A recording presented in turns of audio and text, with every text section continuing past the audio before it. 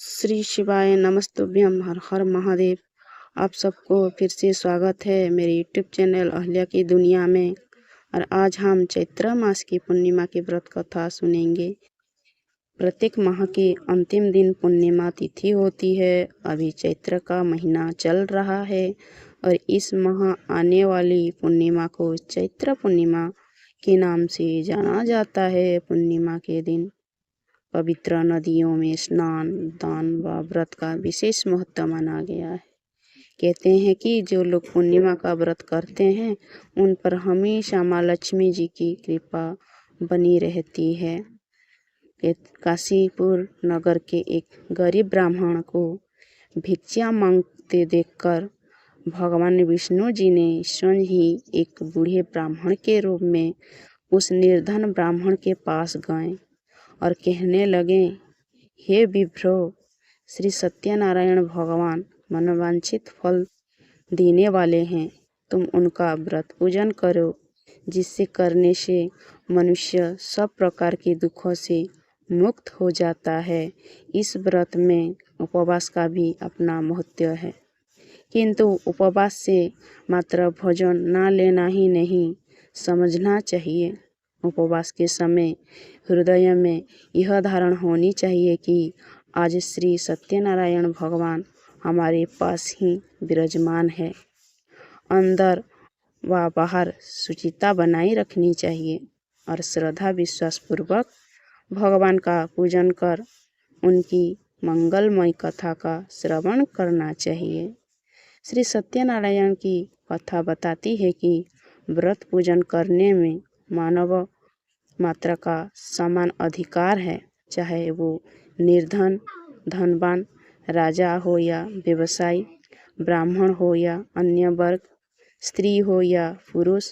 यही स्पष्ट करने के लिए इस कथा में निर्धन ब्राह्मण, गरीब लकड़हारा, राजा उल्कामुख, धनवान व्यवसायी, साधु वेश्या, उसकी पत्नी लीलावती, पुत्री कलावती, राजा तुंगध्वज एवं गोपगणों की कथा का समावेश किया गया है। इस कथा के अनुसार जैसे लकड़हारा गरीब ब्राह्मण उल्कामुख गोपगणों ने सुना कि यह व्रत सुख, सौभाग्य, संपत्ति सब कुछ देने वाला है, तो सुनते ही श्रद्धा, भक्ति तथा प्रेम के साथ सत्य व्रत का आचरण करने में लग गए और फलस्वरूप सुख भोग कर परलोक में मोक्ष के अधिकारी हुए।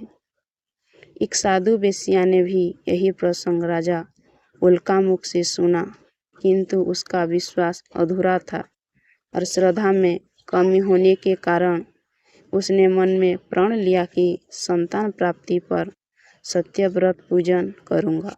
समय बीतने पर उसके घर एक सुंदर कन्या ने जन्म लिया।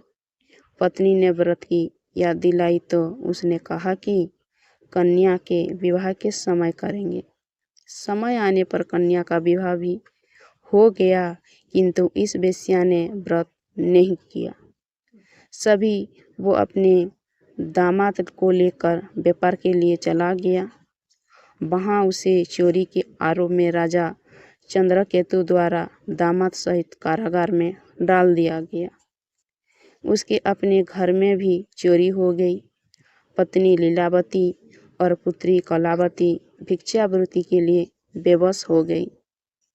एक दिन कलावती ने किसी के घर श्री सत्यनारायण का पूजन होते देखा और घर आकर माँ को प्रसाद दिया। तब माँ ने अगले दिन श्रद्धा से व्रत पूजन कर भगवान से पति और दामाद के शीघ्र वापसी आने का वरदान मांगा। श्रीहरि प्रसन्न हो गए और सपनों में राजा को कह दिया कि वो दोनों बंदियों को छोड़ दो, क्योंकि वो निर्दोष है। राजा ने अगली सुबह उनका धन धान्य तथा प्रचुर द्रव्य देकर उन्हें विदा किया। घर आकर पूर्णिमा और संक्रांति को सत्य व्रत का जीवन भर आयोजन करता रहा। परिणाम स्वरूप उसे सांसारिक सुख भोग कर मोक्ष प्राप्त हुआ।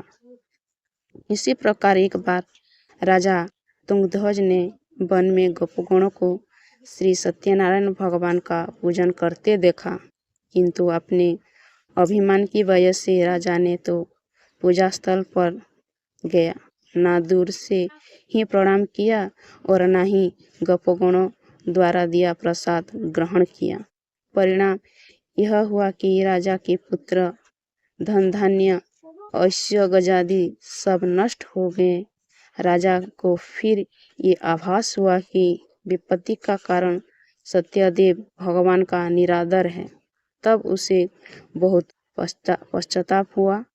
वह तुरंत वन में गया और गपोगणों को बुलाकर उनसे सत्यनारायण भगवान की पूजा विधि पूछी और बाद पूजा की भी।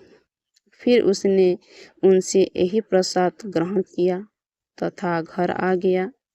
उसने देखा कि विपत्ति टल गई और उसकी सारी संपत्ति तथा जन सुरक्षित हो गए। राजा प्रसन्नता से भर गया और अपना सर्वस्व भगवान को अर्पित कर दिया। इस तरह इस कथा आपको कैसा लगा कमेंट में ज़रूर बताइए। और आज हम चैत्र मास की पूर्णिमा